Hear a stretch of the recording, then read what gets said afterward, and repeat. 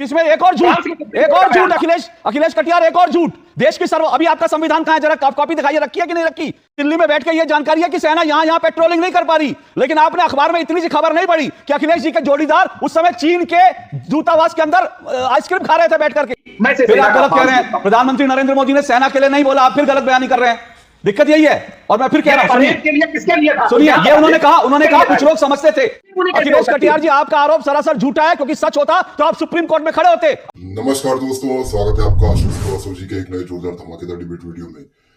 कारगिल विजय दिवस के 15वें वर्षगांठ इसलिए कह रहा हूं दोस्तों, होना तो चाहिए था 25वां वर्षगांठ, लेकिन उस समय की यूपीए सरकार ने इसे एनडीए की जीत बताया था और इस विजय दिवस को मनाने से इनकार किया था। तो दोस्तों इसलिए 15 वर्ष ही माना जा रहा है।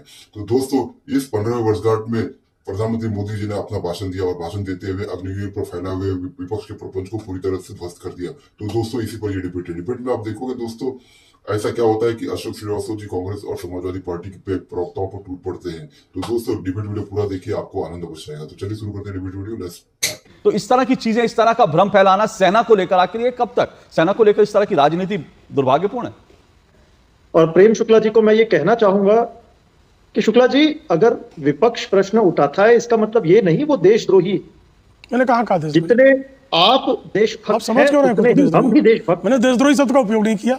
आप क्यों आप अपनी तरफ क्यों देशद्रोही इंगित कर ले रहे हैं? एक मिनट शुक्ला जी, मैंने लोकेश बाबू कहीं से देशद्रोही नहीं कहा। की पढ़ाई लगती है। अच्छा, मैंने देशद्रोही शब्द का प्रयोग किया। ठीक है, आपने कहा चीन और पाकिस्तान के समर्थन में, तो मुझे लगता है वो देशद्रोही इसलिए उन्होंने अच्छा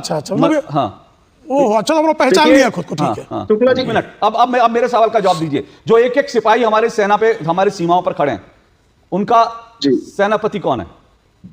हमारे आर्मी के जनरल है सेनापति। हमारे आर्मी के जनरल, हमारे सीडीएस, हमारे इस वक्त जो चीफ ऑफ डिफेंस स्टाफ हैं, वो उनके सेनापति हैं। तो मुझे तो नहीं लगता कि हमारे जो सेनापति हैं सिपाहियों के, उनसे ज्यादा चिंता या उनसे ज्यादा समझ आपको मेरे को होगी। मैं एक जनरल बात कर रहा हूं। मैं ये मानता हूं जो इस वक्त देश के सीडीएस हैं, उनको इन जवानों की सबसे ज्यादा चिंता होगी। उनको इस बात की सबसे ज्यादा चिंता होगी कि देश की सीमाएं सुरक्षित रहें। उनको इस बात की सबसे ज्यादा चिंता होगी कि भारत की सेना कमजोर ना हो। और उन्होंने ऐसा कोई बयान नहीं दिया, वो खुलकर कह रहे हैं। वो कह रहे हैं कि सेना को इस तरह से जो है वाइब्रेंट बनाने के लिए, सेना को जवान बनाने के लिए इस योजना की जरूरत है। मेरा सिर्फ इतना आर्गुमेंट है। बाकी मैं फिर कह रहा हूं, आप लोगों के आर्गुमेंट अपनी जगह, मैं उन सारे आर्गुमेंट को लूंगा, मुझे कोई एतराज नहीं है। लेकिन मेरा सिर्फ आर्गुमेंट इतना है कि हम किसी एक रिटायर्ड अधिकारी का एक बयान ले लेते हैं, लेकिन आज जो व्यक्ति जो है इन सेना को सारी जिम्मेदारी संभाल रहा है, उसके बयान को हम नजरअंदाज कर देते हैं। ये मुझे लगता है इस तरह का सेलेक्टिवनेस नहीं होना चाहिए। अखिलेश कटियार जी, मैं फिर ये कह रहा हूं कि सेना को लेकर जिस तरह से इस वक्त खुलकर जो राजनीति हो रही है, ऐसा इससे पहले हमने कभी नहीं देखा। सेना की हर चीज में जिस तरह की राजनीतिक बयानबाजी हो रही है, ये अपने आप में बहुत दुर्भाग्यपूर्ण है। आज जिस बात को लेकर माननीय प्रधानमंत्री जी ने कहा कि सेना की उम्र को लेके, मुझे वो प्रेस कॉन्फ्रेंस भी याद है अशोक जी, जब माननीय राजनाथ सिंह साहब ने अग्निवीर योजना को लेकर की थी।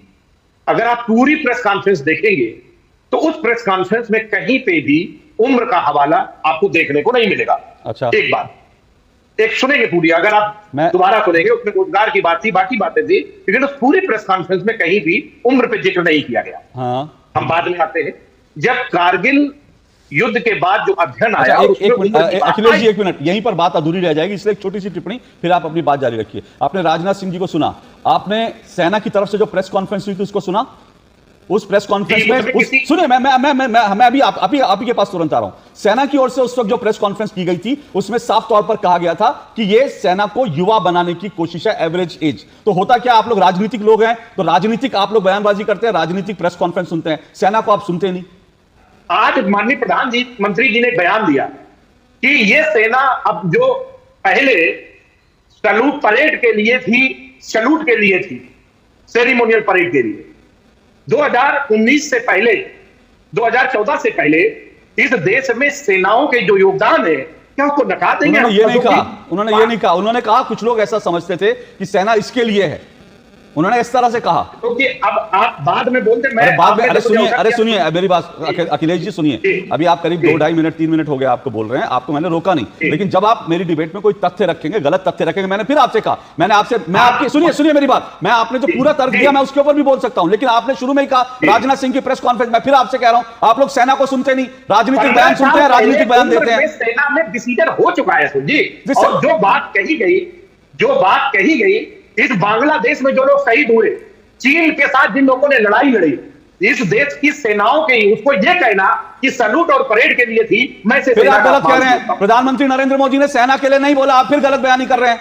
दिक्कत यही है। और मैं फिर कह रहा हूं, सुनिए, के लिए किसके लिए था? सुनिए, ये उन्होंने कहा कुछ लोग समझते थे कि सेना इसके लिए है, सेना इसके लिए नहीं होती। उन्होंने ये कहा कुछ लोग समझते थे कि सेना इसलिए होती है। ये प्रधानमंत्री नरेंद्र, सेना ये नहीं कहा कि सेना इसलिए होती है।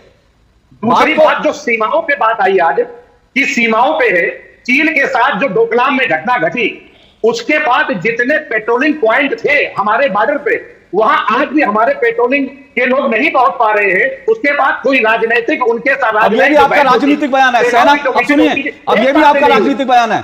अब ये भी आपका, अब अच्छा मुझे बता दीजिए, आपके जो अखिलेश जी के भैया जी थे, जब डोकलाम चल रहा था तो वो कहां थे? जरा बता दीजिए देश को।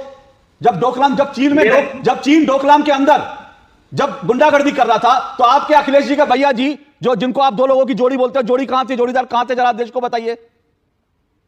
अशोक जी, जोड़ीदार कहां थे वो जोड़ीदार को पता हो। अरे क्या बात कर रहे हैं इतनी? अरे आपको दिल्ली में बैठ के ये जानकारी है, आपको दिल्ली में बैठ के ये जानकारी है कि सेना यहां पेट्रोलिंग नहीं कर पा रही, लेकिन आपने अखबार में इतनी सी खबर नहीं पढ़ी कि अखिलेश जी के जोड़ीदार उस समय चीन के दूतावास के अंदर आइसक्रीम खा रहे थे बैठ करके। ये आपको जानकारी नहीं है, और वो भी छुपाकर, चोरी छुपे। ये जानकारी आपको नहीं है।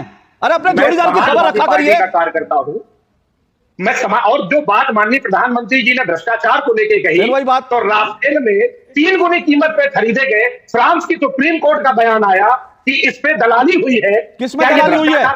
किसमें? एक और झूठ अखिलेश कटियार, एक और झूठ। देश की अभी आपका संविधान कहां है? जरा कॉपी दिखाइए, रखी है कि नहीं रखी? देश की सर्वोच्च अदालत का फैसला सुना है? अरे सर, अखिलेश जी आपकी वो चाइना वाली लाल रंग की डायरी कहां? जरा दिखाइए तो सही। देश के संविधान की इज्जत करते हैं ना, तो सुप्रीम कोर्ट ने क्या राफेल को लेकर फैसला सुनाया था? मतलब राफेल को लेकर सुप्रीम कोर्ट का फैसला नहीं मानेंगे, और फैसला बताएंगे कि फलाना अदालत ने। यही आप लोगों का डबल स्टैंडर्ड है। यही आप लोगों का डबल स्टैंडर्ड है। यही आप लोगों का डबल स्टैंडर्ड है। ये आप लोगों का डबल स्टैंडर्ड है अखिलेश कटियार जी। आप राफेल को लेकर के किसी दूसरी देश की अदालत का फैसला बता रहे हैं। सुप्रीम कोर्ट का फैसला क्या था? जरा देश को बताइए। भारत की कोर्ट की नहीं कह रहा हूं, देश की सुप्रीम कोर्ट का फैसला बताइए। सुनने में कंफ्यूजन हुआ होगा जी, हमारे गलत बयान नहीं है मेरा। देश की सुप्रीम कोर्ट का फैसला बताइए राफेल पे। आप मुझे एक बात बताएं, देश की सुप्रीम कोर्ट का फैसला बताइए देश को। आप 30 लाख में खरीदोगे तो 3 गुनी कीमत। मैंने आपसे कहा देश की सुप्रीम कोर्ट का फैसला बताइए राफेल पर। आपने अभी भ्रष्टाचार की बात कर दी। बात कही है, सुप्रीम कोर्ट भारत का नहीं कहा मैंने। सुप्रीम कोर्ट को सुनने में कंफ्यूजन। सुप्रीम कोर्ट को मानेंगे कि किसी और देश की अदालत को मानते हैं? भारत के संविधान को मानते हैं कि चीन के संविधान को मानते हैं? भारत के संविधान को मानते हैं कि चीन के संविधान को मानते हैं? कीमत पे खरीदे गए 3 गुनी। मैं आपसे क्या कह रहा हूं, आपका आरोप जो है वो सरासर झूठा है अखिलेश कटियार जी। आपका आरोप सरासर झूठा है, क्योंकि सच होता तो आप सुप्रीम कोर्ट में खड़े होते अपनी लाल किताब लेकर। लेकिन आप भारत की सुप्रीम कोर्ट को यहां नहीं मानेंगे। यहां पर आप विदेशी अखबारोरों में छपने वाली खबर मानेंगे। यहां पर आपकी चीन वाली लाल किताब जो है वो आपने अंटी में छुपा ली। जरा चीन वाली लाल किताब निकाली अपनी। ये बड़ा मुझे बड़ा अजीब लगता है कि संविधान की दुहाई देने वाले देश के संविधान का, देश की सुप्रीम कोर्ट का फैसला जब अपने पक्ष में नहीं होगा तो कहेंगे देखिए फ्रांस में ये हुआ था, अमेरिका में ये हुआ था, इटली में ये हुआ था, जर्मनी में ये हुआ था। तब आपको देश का संविधान नहीं दिखता, तब आपकी किताब छुप जाती है आंख में।